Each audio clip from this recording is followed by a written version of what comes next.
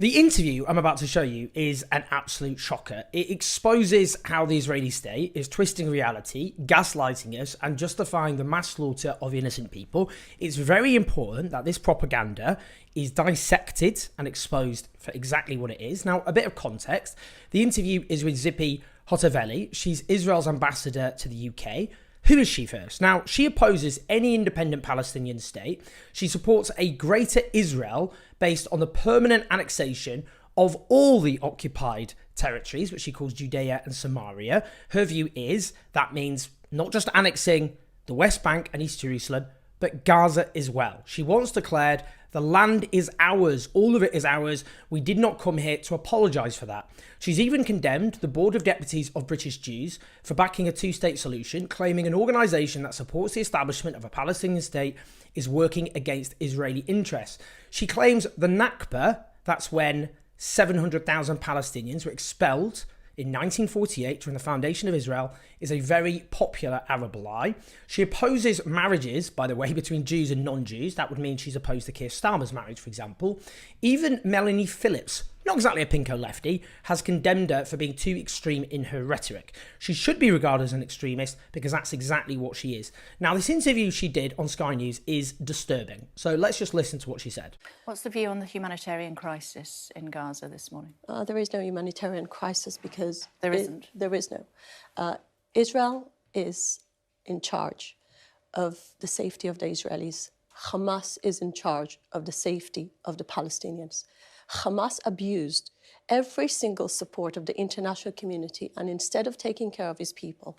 There is no humanitarian crisis in Gaza. An absolute grotesque lie and a disgusting lie, and also a dangerous lie, because if that is in any way believed, that will undermine efforts to prevent that humanitarian crisis from growing and causing even more mass death. Now, as it is, before the current horror show, Israel subjected Gaza to a 16-year-long blockade from land, air and sea, controlling the supply also of water, food, energy and fuel, which is why the United Nations declares Gaza to be under, legally speaking, occupation, despite the withdrawal of Israeli troops.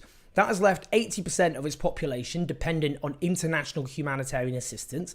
70% of its households before this were classified as food insecure, unable to afford the means to feed themselves adequately. 2/3 of refugees. Now, bear in mind, half the population are children, hungry, desperate kids.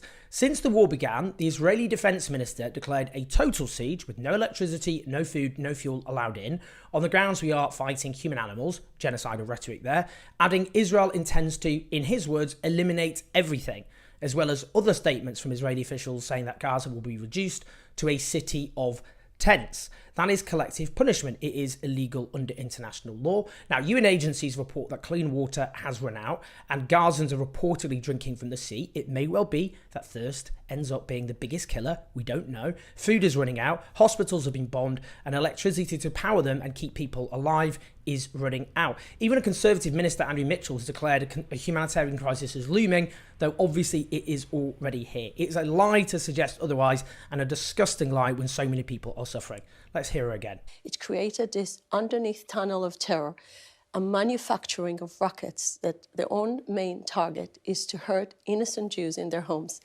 And this is the time that Hamas need to pay the price for its abuse, killing innocent Israelis, and now preventing from his own people to evacuate and to be safe.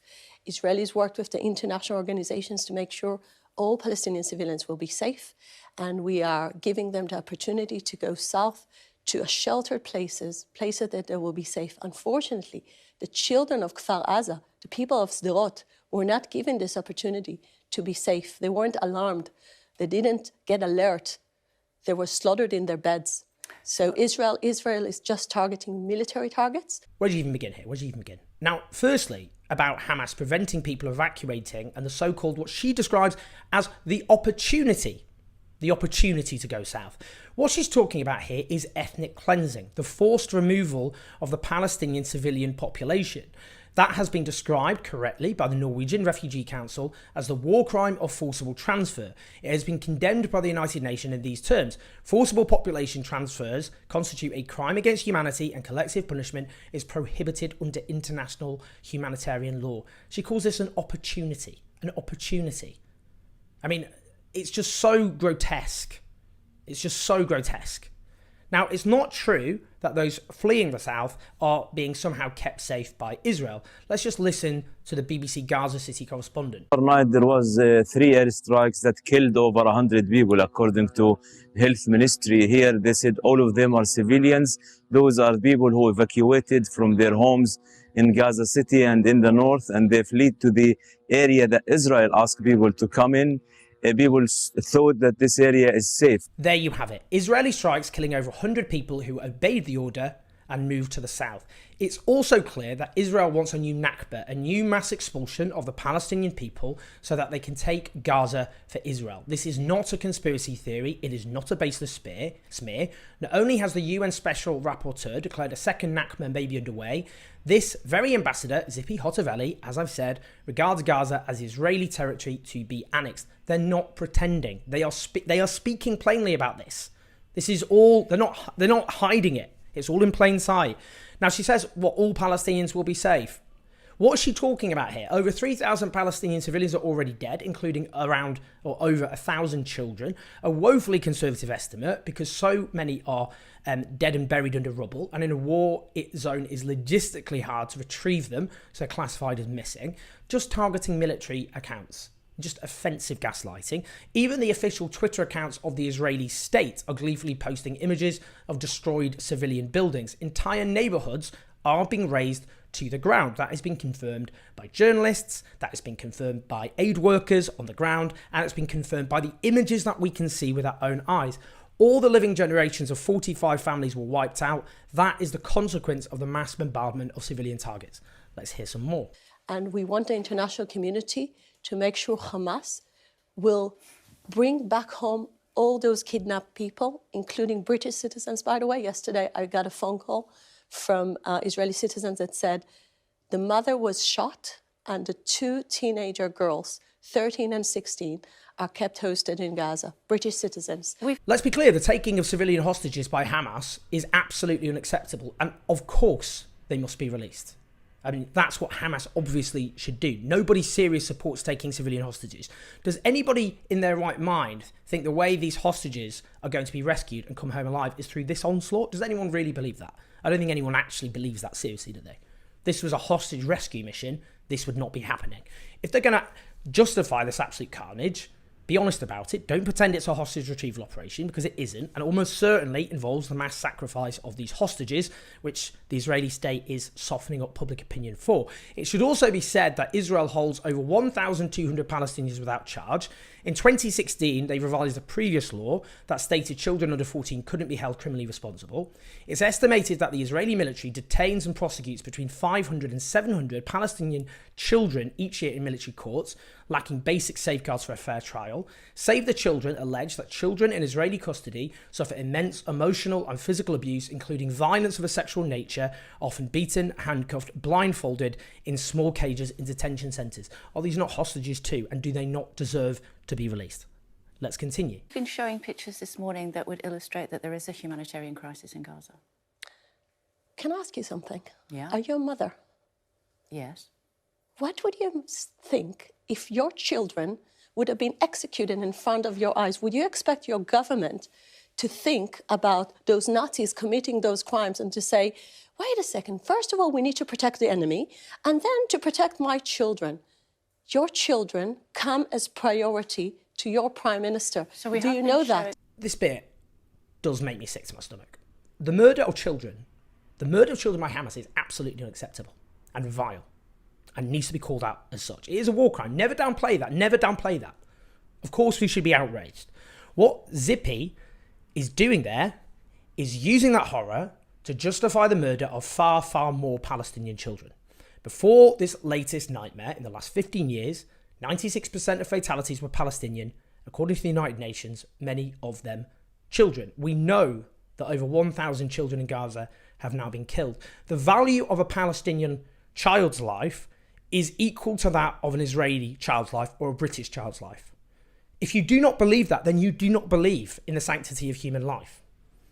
You only care about human life, innocent human life, if it's not about what the ethnicity or religion happens to be. Now, when she says, essentially, that the Israeli state should only care about the lives of an Israeli child, that is not the legal position, let alone the moral position. In the words of the International Committee of the Red Cross, the occupying power has a duty to ensure the protection, security and welfare of the people living under occupation and to guarantee that they can live as normal a life as possible in accordance with their own laws, cultures and traditions. You are morally obliged not to kill children, whether they are Israeli or not. Why am I even having to say this? Let's continue. We have been showing images this morning that illustrate that there is a humanitarian crisis in Gaza.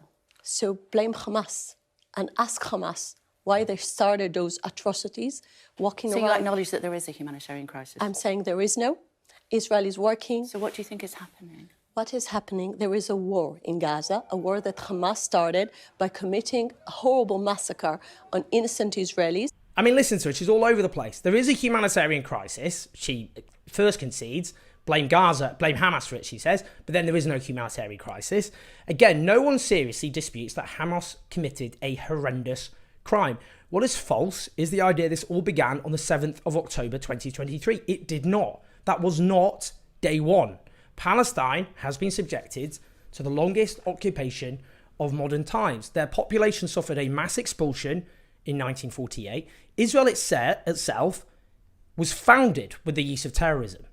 Now, this is going to anger, these historical facts are going to anger some people, but they are historical facts. Take the Irgun, a Zionist paramilitary group, which, for example, bombed the King David Hotel in 1946, killing dozens of innocent civilians, which in 1948 participated in the Deir Yassin massacre, in which 107 Palestinian Arab villagers were murdered, including women and children. Menachem Begin was an Irgun member who later became Prime Minister of Israel. The Irgun are celebrated as national heroes in Israel, including the hotel bombers specifically. Israel was in part founded on terrorism, and it glorifies that terrorism. And that is relevant to any discussion when we're talking about other struggles for nationhood, not in any way to justify what Hamas did. There is no justification for what Hamas did, but to point out that the killing of innocent civilians is not unique. Now, since then, Israel has systematically stole Palestinian land with Israeli settlements all over the West Bank. In its invasion of Lebanon, mass murder was committed of innocent civilians. In 1982, up to 3,500 refugees were slaughtered in the Sabra and Shatila massacre by Israel's Lebanese allies, which an Israeli commission found then Israeli Defense Minister Ariel Sharon responsible for. He later became Prime Minister. Now, there is a system in place described by Amnesty International, Human Rights Watch, and the Israeli human rights organisation B'Tselem as apartheid. Gaza has been subjected to repeated attacks by Israel, which have killed large numbers of Palestinian civilians, as well as the tens of thousands of Palestinian civilians killed since 1948. This year alone, 248 Palestinian civilians before the latest atrocity, and 40 children were killed. This is the context that the ambassador does not want you to know. The truth is, she is an extremist. She opposes the Palestinians very openly having their own state. She openly wants to steal their land, and she's now lying about a humanitarian disaster that Israel is specifically responsible for. We will keep on taking on this propaganda. It is important, and it is a matter of life and death. Please do share this video to get the message out about what the actual truth is. Please like and subscribe. Do keep the show on the road on patreon.com/ownjones84. You can listen to us on the podcast as well. I'll see you soon.